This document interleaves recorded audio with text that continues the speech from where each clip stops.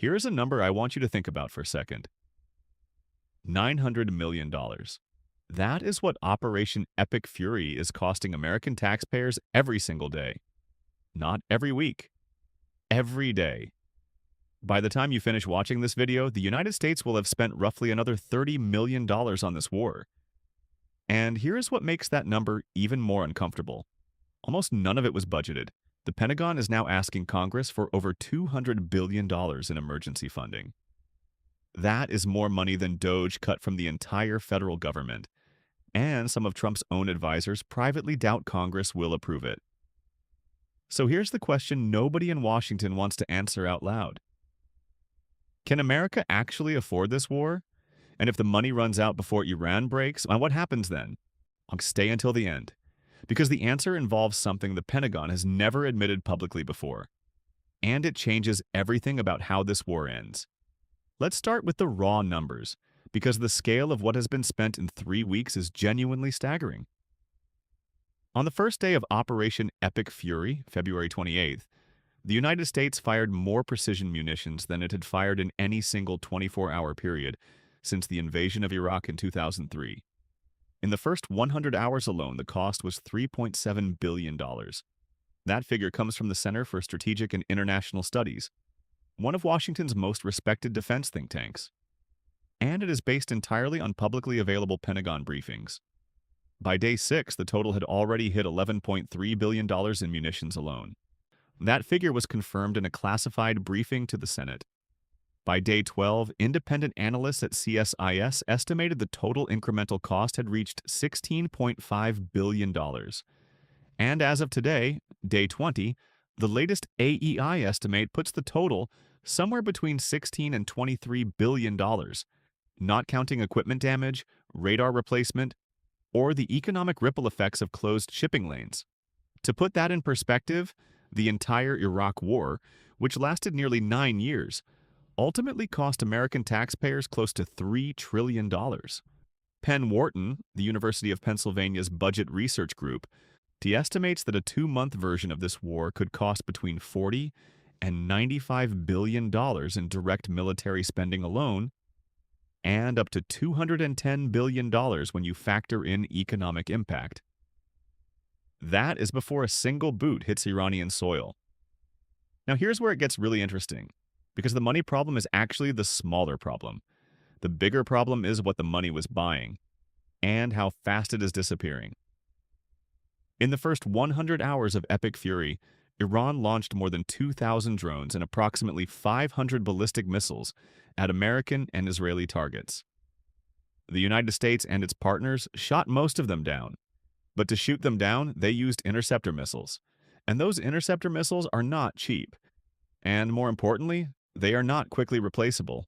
Yet here is the math that Arizona Democratic Senator Mark Kelly put on the record. The Iranian drones cost roughly $20,000 each to produce.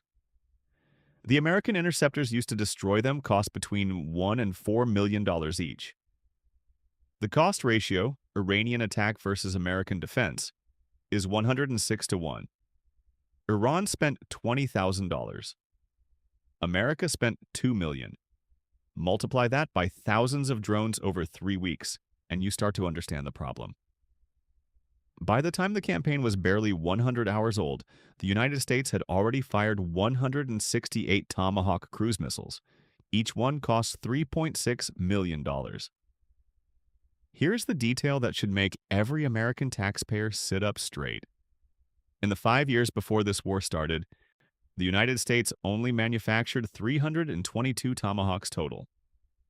In less than 5 days, America burned through more than half of its 5-year production run of one of its most important weapons.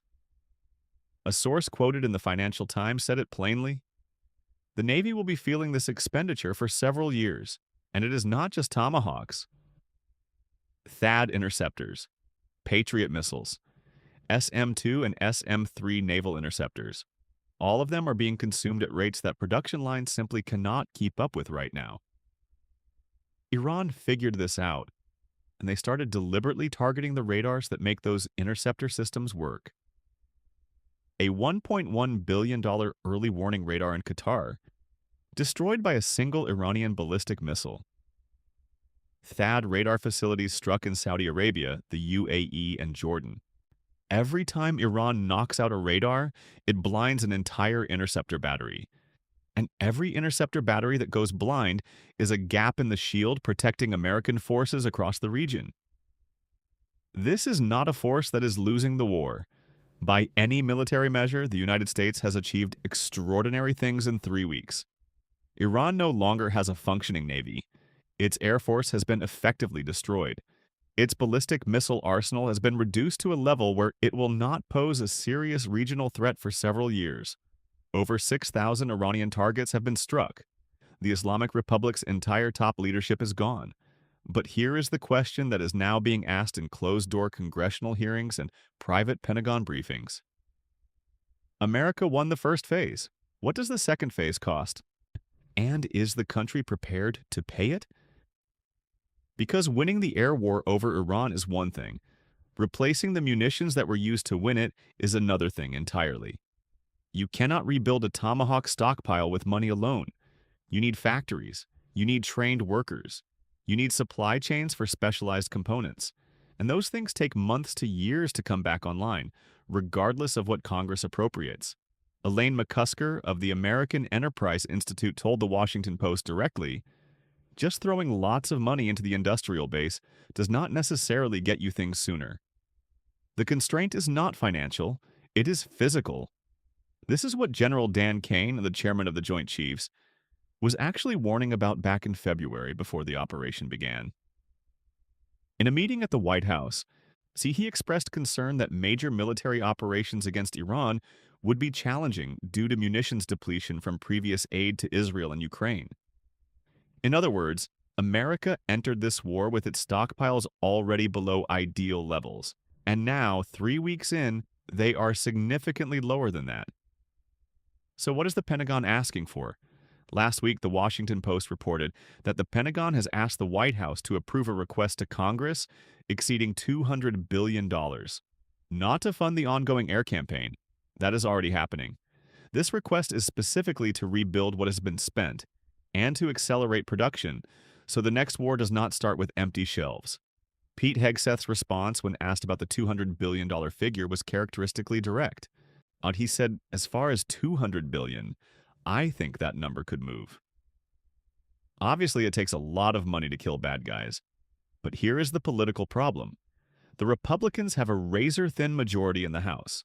There are fiscal hawks in the Republican Party who ran on cutting government spending, not spending $200 billion on a new war in the Middle East. And Democrats who have already tried and failed to stop the war entirely are not going to make that supplemental request easy. Fox News Sunday anchor Shannon Bream put it simply, Trump is facing pushback from both sides of the aisle on this funding fight. Speaker Mike Johnson argues the Pentagon must be adequately funded. But that argument runs directly into the political reality of an electorate that was promised an end to forever wars, not the beginning of new ones. And then there is the question that sits underneath all of this, the question that nobody in the administration is answering clearly. What is the end game? Defense Secretary Hegseth has given shifting timelines. 2 weeks, 4 weeks, 6 weeks. When he was asked directly about the endpoint of the operation, he said, "We are just getting started. The U.S. forces will be accelerating. That is not a timeline. That is not a definition of success. And without a clear endpoint, there is no way to put a real number on what this war ultimately costs." The Atlantic's Nancy Youssef, one of the best defense journalists in the country, identified 4 stages of the Iran war. As of this week, America is in Stage 2. The costs of Stage 3 and Stage 4 have not been publicly estimated by anyone. Penn Wharton's worst-case scenario, a prolonged engagement with boots on the ground, runs to $210 billion in economic impact. For comparison, the Iraq War's final price tag after 20 years of interest, healthcare for veterans, and rebuilding costs is estimated at close to $3 trillion. And here is the detail that connects this directly to every American who is not in the military and has never fired a weapon in their life. The national average gas price jumped nearly 27 cents in a single week when the Strait of Hormuz situation escalated. That was the fastest weekly increase since Russia's invasion of Ukraine in 2022. Goldman Sachs has said oil at $112 per barrel could persist until 2027. Your gas prices, your grocery prices, your electricity bill, all of them are connected to what is happening in the Persian Gulf right now. And all of them are part of the true cost of this war that nobody is adding up in a single number and putting in front of the American people. So here's the bottom line. America went into Operation Epic Fury with a military that was already running lean on some of its most critical munitions. In 3 weeks, it has achieved real military objectives. Iran's leadership is gone. Its conventional forces are largely destroyed. Its nuclear program has been set back significantly. By the metrics of the air campaign, this has worked, but the bill is now $23 billion and climbing. The Pentagon wants $200 billion more. The production lines that make America's best weapons cannot be turned on like a faucet, and there is no publicly stated definition of what winning looks like or when this ends.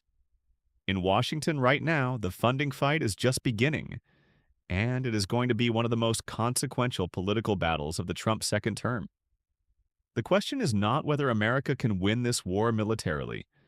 At this point, in the air, it largely already has. The question is whether the American political system and the American taxpayer is willing to write the check that comes after the victory. What happens next in Congress, what the supplemental funding bill actually looks like, and why the real hidden cost of this war may not show up for another decade, that is what I am covering in the next episode. If you found this valuable, subscribe to Alex PS Insights. This is where I break down the numbers and the decisions behind the headlines. The things that affect your wallet and your world that mainstream media buries in paragraph 14. I will see you in the next one.